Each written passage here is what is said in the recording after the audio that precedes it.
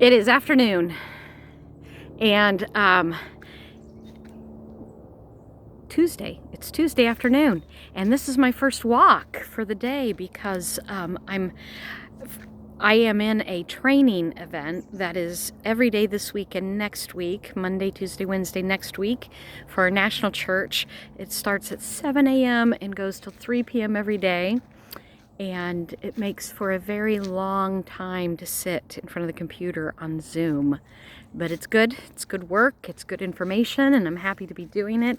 And I'm really happy for this beautiful day and this beautiful afternoon where I can come out and take a deep breath and relax and sort of get away from the computer and go into a little meditation time.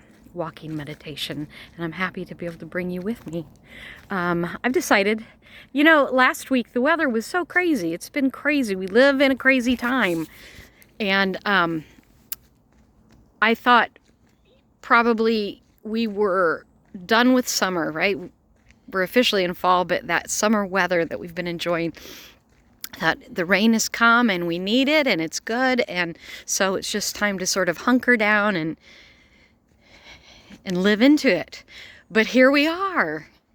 Here we are. Look, let me turn it around and show you. I'm on the path down to the river. Beautiful fall afternoon. Sunny. Not too hot, although it's hot. It's lovely.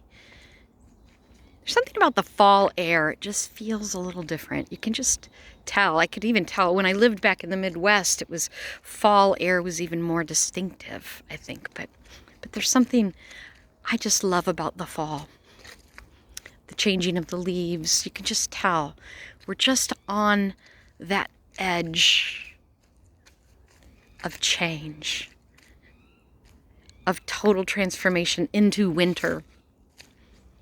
It's one last deep breath of beauty and freshness and aliveness before everything goes into that deep hibernation. So here I am, walking to the river. I don't know how many more beautiful days we'll have to be able to walk down to the river, but I will take today.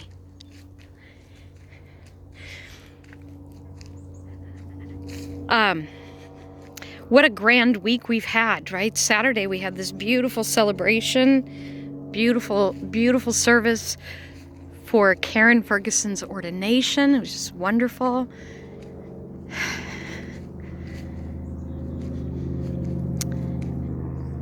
It looks as though we're watching the weather and we're hoping that perhaps we'll be able to maybe do a drive-in service. If not this Sunday, we'll be back at Gwenwood next Sunday. So watch your inbox and for updates on that for worship this week.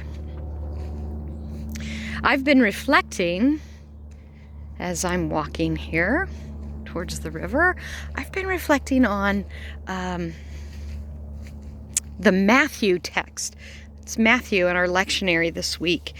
And it's this, the text, the story of, well, it's a parable. It's a parable of the vineyard owner. There's actually many parables about vineyards and vineyard owners, but this is the one where the vineyard owner, the person buys a vineyard, goes in, and in the middle of it digs a well and puts in kind of like a winery, right? Kind of puts in all of the equipment needed and plants it all and gets it all ready and up and running, and then he turns it over to the workers, the servants, and they work it and prepare it and tend to it, and then he leaves, goes off to a different country, really.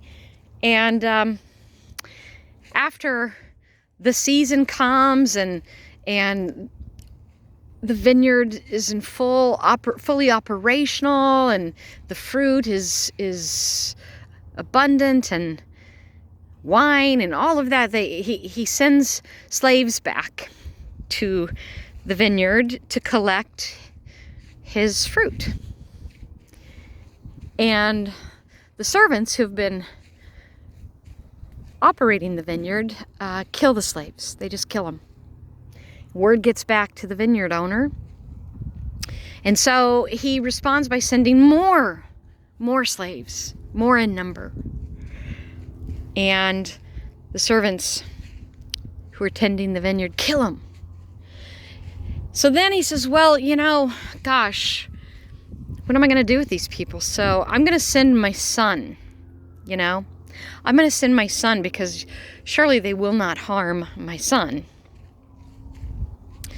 because he's truly an extension of me and my authority. And so he sends his son. And the son shows up at the vineyard and to collect the fruit. And the servants say, hey, you know what? This is the son. This is the one who, he inherits all. So if we kill him, we can claim that inheritance. And so that's what they do. They kill him. It's a crazy story. So what do you think? I mean, there's all kinds of ways to reflect on this, but I am reflecting in this moment about how God has left the realm to us to tend, right? It is our job to tend to the realm of God, to create and tend and to produce the fruit that is the realm of God. What is the fruit of the realm? It's justice, right? It's peace, justice, where plenty for all, and everyone has enough and no one has too much, right? There's enough. There's an abundance of enough, that everybody will have enough. That people will be treated with respect and compassion and kindness, and they will be treated justly. Where the widows and children are not forgotten. Where people can build houses and live in them. That beautiful scene in Isaiah. They live to be old. There's just that beauty. It's God's realm where there is harmony and peace, where we aren't killing each other, beating each other up, and destroying each other just for a little bit of power. And who are those servants? So when the servants kill the slaves, when the slaves come to take up the fruit and they get killed, what do you think's going on? I look at the world today and I think that's this inheritance. We're fighting for the inheritance of the realm, right? Where we think that we somehow can own it, claim it for ourselves, and bypass God, where we don't have to listen to God's rules. We think that the reward and the fruit of the realm, we've turned it into this financial thing, right? That it's about finances, it's about money and power. But that's not what it is. That's not what it is. All this effort being put into gaining money and power,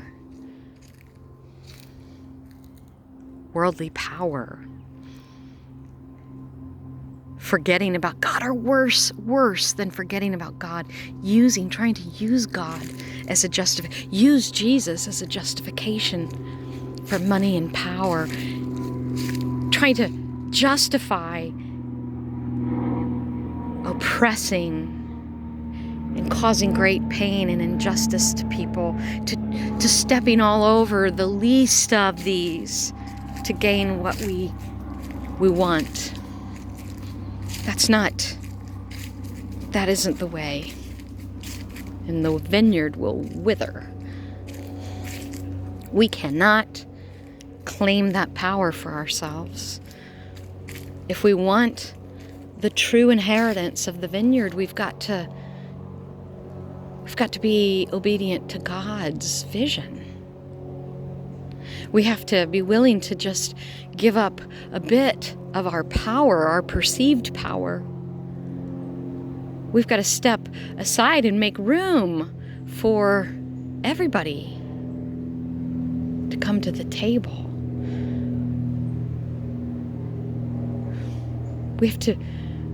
We have to do our part to make room for those voices and those that have been pushed aside. Whew.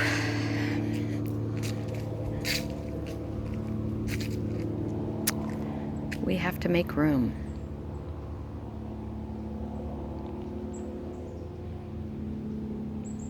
Look at this beautiful, beautiful, beautiful earth.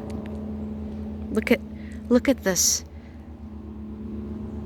I mean, just the amazingness of creation.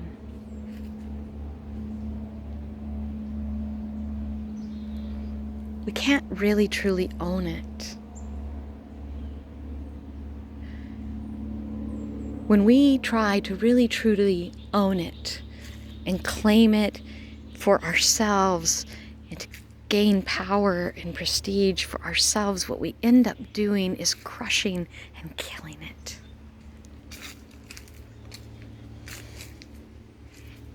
But it doesn't have to be that way. It doesn't.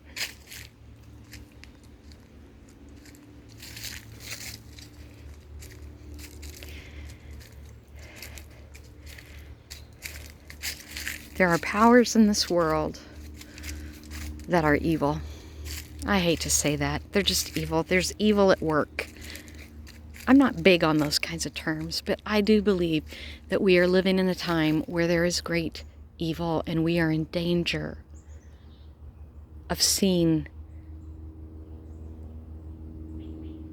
a lot of people really hurt.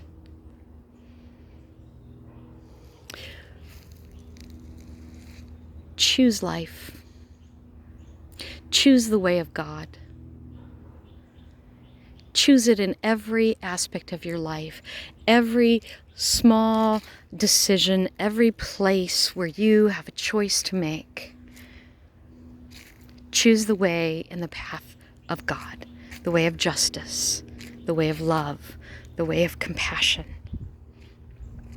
the way of respect and care for this precious earth, this creation that God has blessed us with. Choose the realm of God. Because it will be even the smallest choices that you make will make a huge impact overall.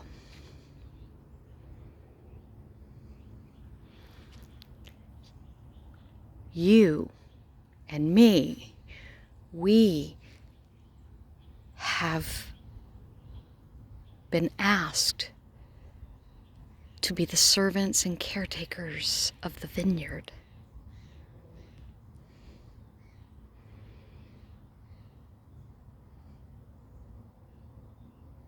Let's do what we have been asked to do.